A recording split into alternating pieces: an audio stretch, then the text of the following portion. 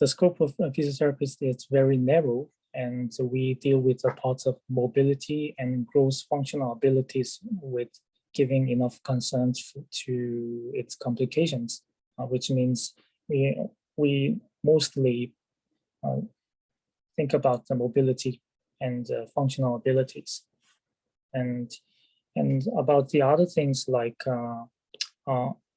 upper extremities motor skills, or some other kinds are being dealt with other professions like occupational therapists or some other people. And most of the listeners of this session would be in the yellow section. And you guys are not limited to this.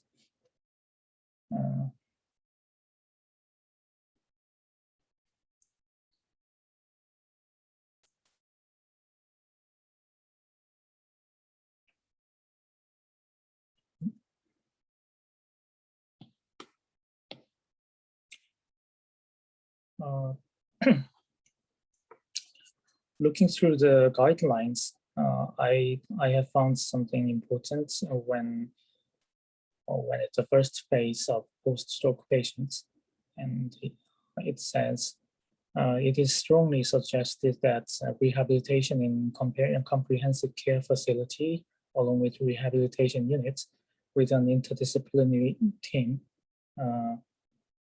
which is the reason why rehabilitation hospitals exist. And the rehabilitation team should include rehabilitation specialized doctors, nurses, and physiotherapists, and occupational therapists, also social workers, which would be the reason why we should work together as a team. And then acute post-stroke patients should be assessed as early as possible before discharge on activities of daily living and communication and functional mobility from rehabilitation experts.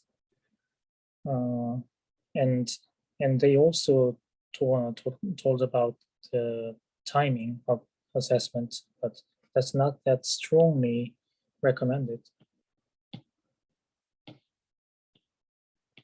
And this is strongly recommended that rehabilitation should start as early as possible if patients becomes neurologically stable. And this is strongly advised and highly with evidence. And they said you need to give the intense care as possible. Also, the education is really important, which would be the physiotherapist's work area.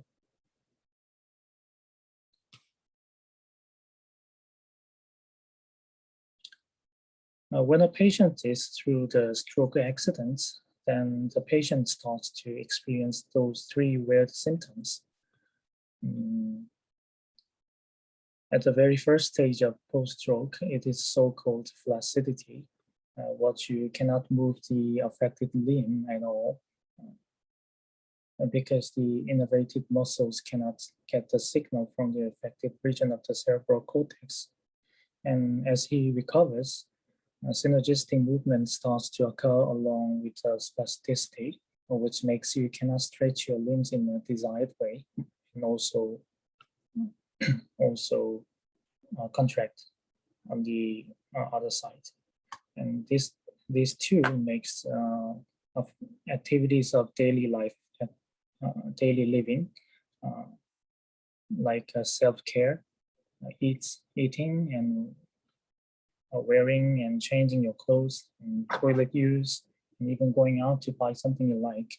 And if you don't care the patient in the earlier stages, the timing, chances are the patient is going to stop on this stage for life. later, this weird synergistic movement goes away, and he can start move his limbs as he like a little. And which means that in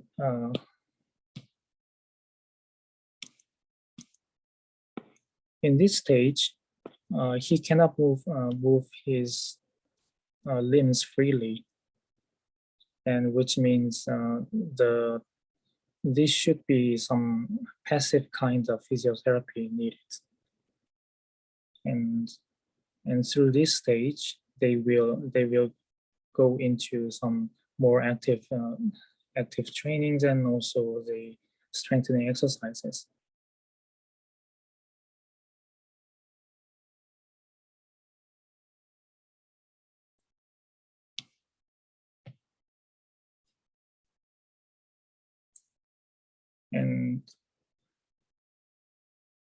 And hemiplegic patients suffer from this irregular position because of the impairment of automatic tone control of the brain in the upper motor neurons. And the upper motor neuron by nature, they inhibit the excessive reflexes of lower motor neurons. So if upper motor neurons are damaged, the patients cannot control the affected limbs. And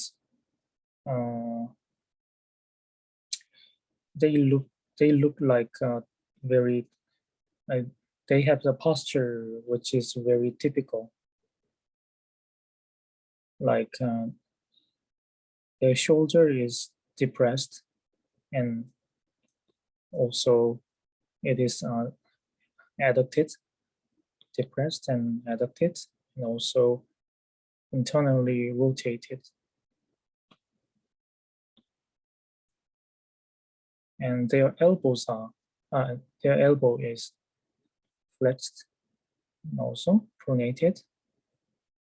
The fingers are flexed, and because of that, they have orthotics which can inhibit it, which can limit this kind of contractions. And in lower extremities, their hip joints, their hips are, their hip limbs are internally rotated and in the extension position, and their knees are in extension. Also, their ankles are plantar and inversed, which makes them to walk like a circular pattern, and also they have problems in the daily life.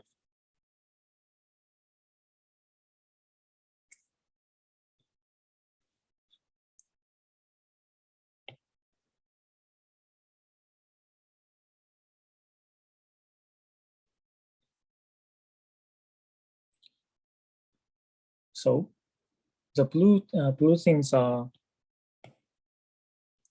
rather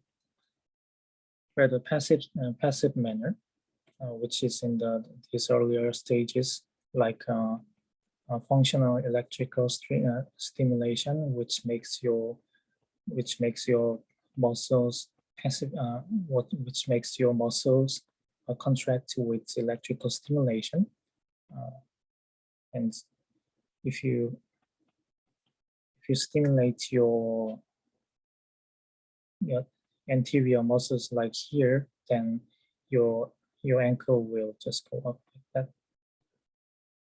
And this is being done because when you are in this stage, you will not move your limbs. Then your muscles will forget how to contract, and also your body will just forget how to organize the movement, and they lose the memory of movement and also balancing and coordination. So in the active phase, in the active phase, we will focus on more active trainings, like here, muscle strengthening and functional movements. It starts with spine to sit and sit to stand. Before that was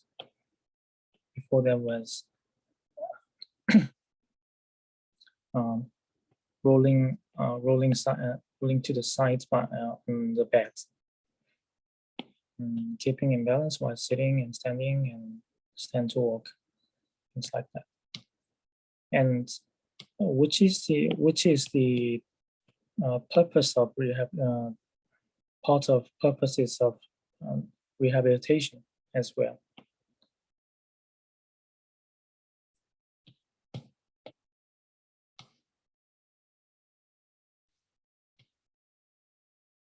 The process of inpatient stay in Severance Hospital was like this.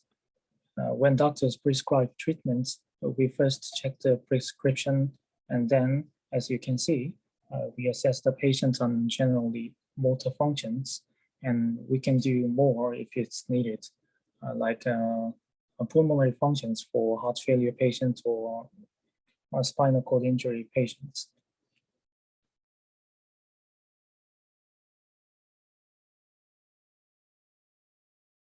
Here is the assessment form for the patient in the physiotherapy part. As you can see, it's manual muscle testing and also the range of motion. They assess the muscle power, muscle strength for every joint, and most of the time they if it's not hemiplegia or something, they will just check the affected limbs and affected joints. And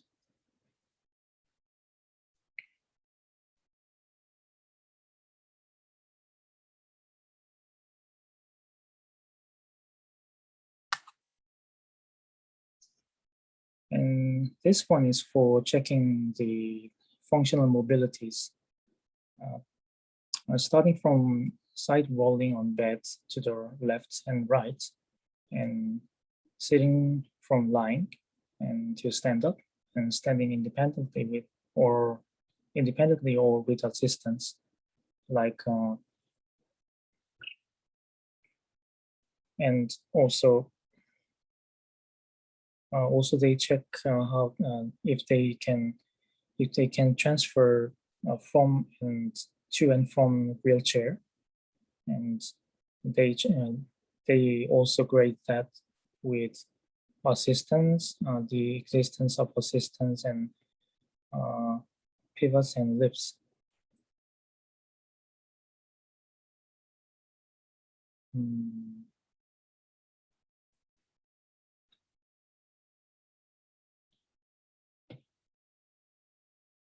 And also we care about spasticity when which blocks the movements, and balance scale and walking tests, which is testing the independent movement ability along with the cardiopulmonary health, and pain scale is for neurologic pains. According to these measures, we developed a plan of care with the patients and his family.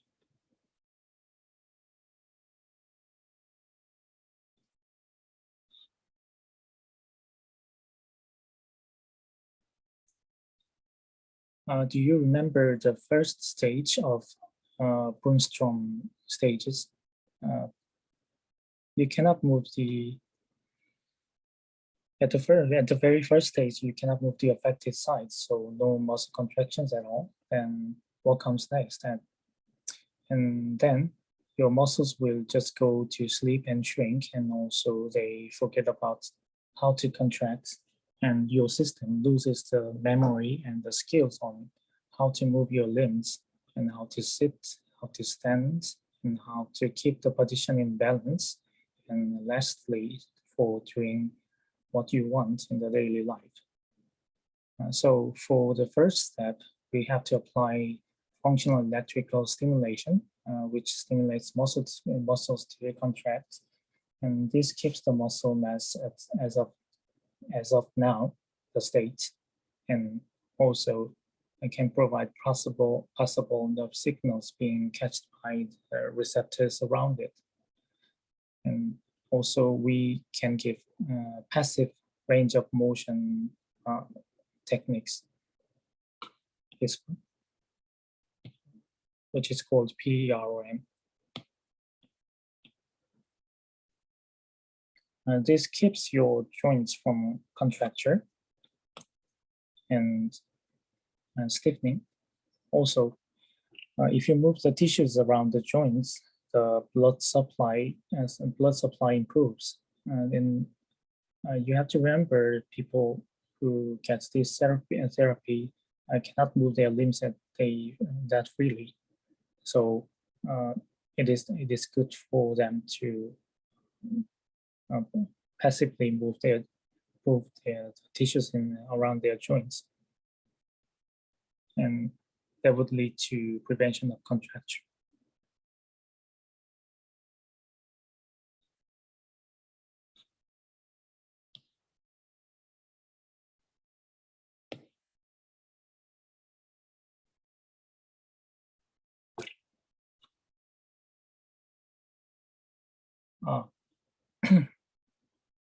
I mistook about this slide, but I posted these pictures because they will because in the hemiplegic patients they have problems in their shrinking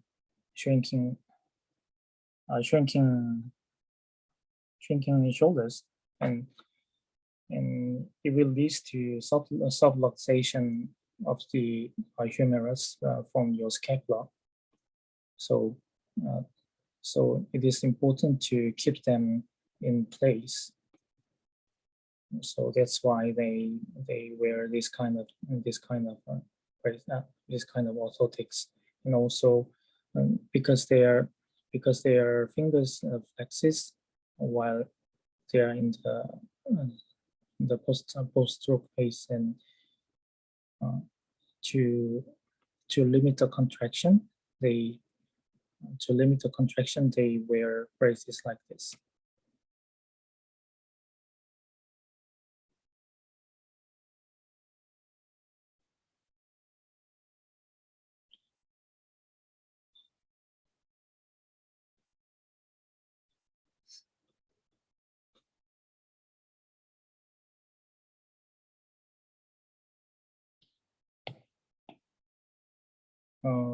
The rest of the movement, rest of the rehabilitation includes a lot of different things more, but and